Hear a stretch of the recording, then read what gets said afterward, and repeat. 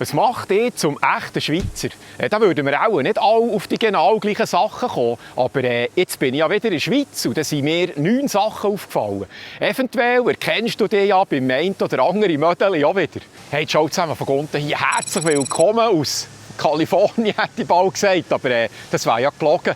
Ich bin jetzt in der Schweiz und darum begrüße ich euch aus dem Schweber zu Thun.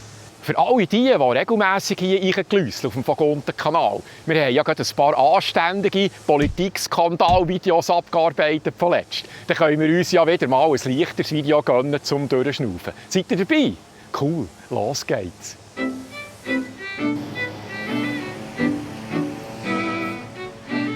Ich bin in Zürich angekommen und dann geht es natürlich als erstes auf den Zug. Jetzt als anständiger Schweizer tut man nicht allzu laut. Telefonieren lässt man falls möglich sein und allgemein redet man leise zusammen. Der Zug war schon voll und für das es so viele Leute hatte, war der Lärmpegel ziemlich leise. Nicht wie hier, sie sind gerade am Rasenmähen. Wir wollten hier schön gemütliche Stimmung aufnehmen. Und gerade ausgerechnet, heute ist Rasenkehr.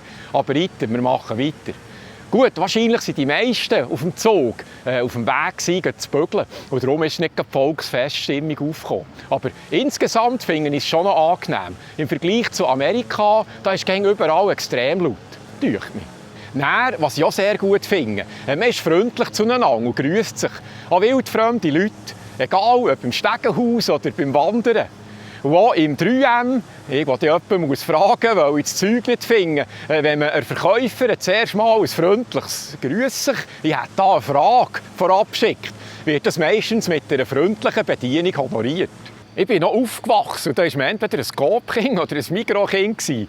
Heute ist das bei den Jungen nicht mehr so, aber für meine Generation oder drüber, da wechselt man, glaube ich, schon nicht so gerne hin und her.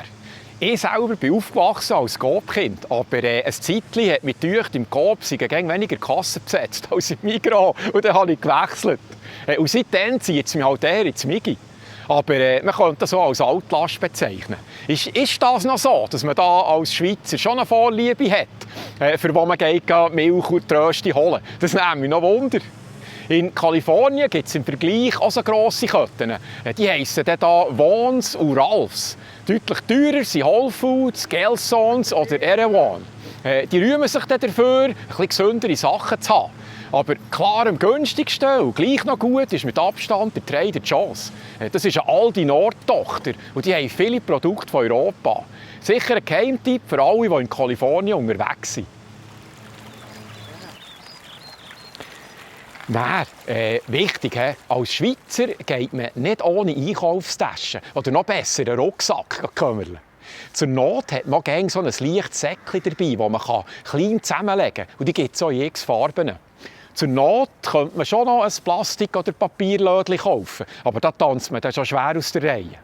Und einpacken tut einem das Zeug auch niemand. Nicht so wie in Amerika. Da tun sie immer die Kasse alles noch einpacken. Oder vielfach macht ein separater Angestellter nur das. Der sogenannte Bagger oder Sacker. Zurück zur Schweiz. Wichtig ist auch, da musst du Vollgas geben beim Einpacken, weil meistens wartet der Kassierer nicht, bis du fertig bist, sondern schickt die neuen Artikel vom nächsten Kunden übergangslos hinten nachher. Vollgas gibt man als typischer Schweizer auch beim Autofahren. Vollgas im Sinne von ganz schön aufschliessen, zu dem vordran. Ob im Kreis reinfahren muss man ziemlich einen auf Walter Röhrl machen, sonst kommst du da nie rein. Und die hinten dran sind im Durchdrehen.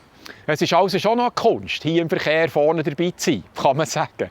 Einerseits muss man die wechselnden Tempobeschränkungen immer maximal ausnutzen, andererseits aber darauf schauen, dass man nicht von einem von diesen Blitzkästen und Radarstationen verwünscht wird, weil man sich vertan hat beim zulässigen Höchsttempo, gerade in diesem Abschnitt.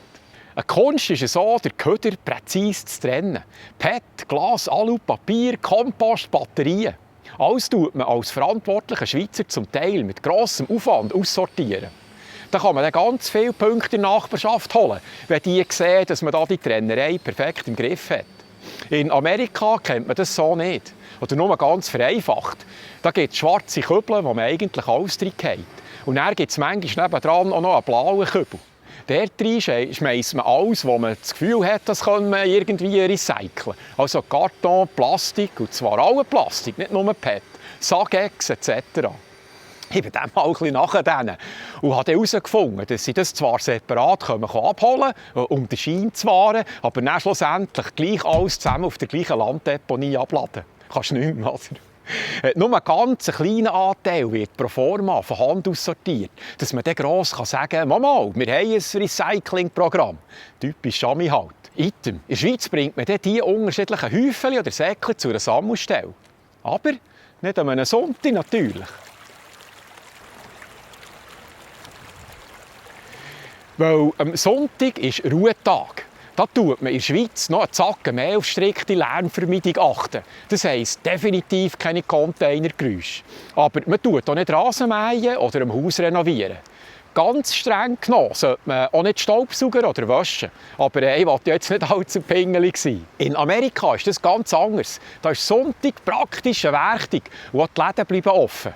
Das ist einerseits praktisch, aber so ein allgemeiner Ruhetag ist ja eigentlich eben schon noch etwas Gutes. Hauptschweiz in diesem Fall also auch. Sehr gut signalisieren, dass man ein guter Schweizer ist oder auch auf dem Weg dazu, ist, wenn man so einen kleinen Werbungkleber auf den Briefkasten herklebt.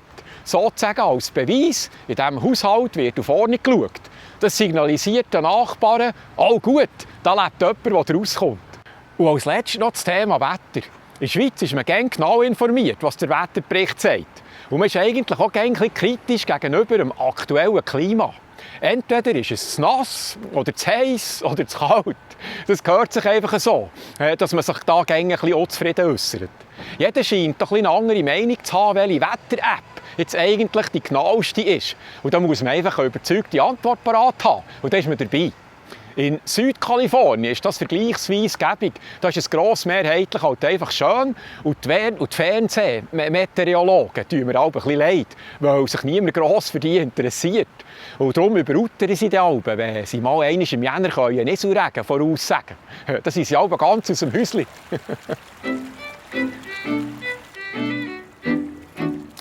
Die Schweiz übernimmt einerseits viel von den Amis. In der Sprache, bei den Kleidern, Musik, Film und gäng mehr auch, was gesellschaftlich durchgedrückt wird als Norm.